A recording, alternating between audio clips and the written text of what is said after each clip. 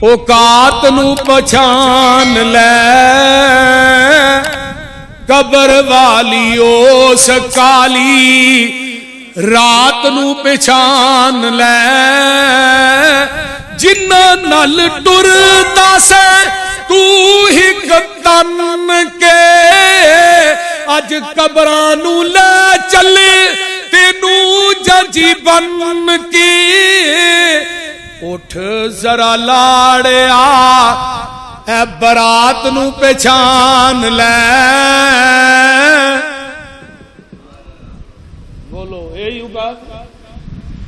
होना ने खर्च करो अल्लाह दे राज दियो गरीबां नू। आंदा मौलवी जी कारोबार ही डाउन, जो शादी आउंदी है खुसरिया किन्ने किन्ने लख सुर छल, लेकिन जिन्होंने वास्ते इकट्ठा करना अज जिन्होंने वास्ते इकट्ठा करना इन्हों की वफा ला के हुदार तेरा ऐ यार तेरे चले नी।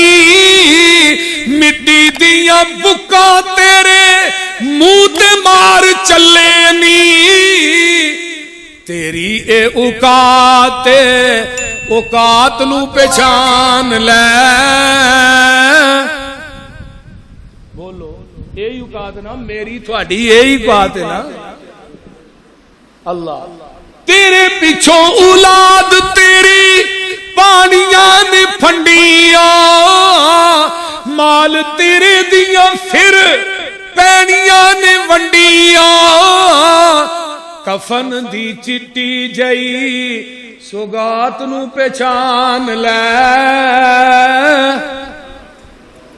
कफन च भी शक जे कबर च भी शक के मौत बरहक है।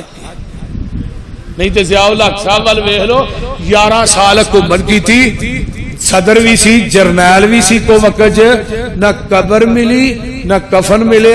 वो टोपी फड़ के इस्लामाबाद न पिए पिए ज़ियाउल हक साहब। मैं तो कपड़े दियां दुकानां दे मालक वेखे कफन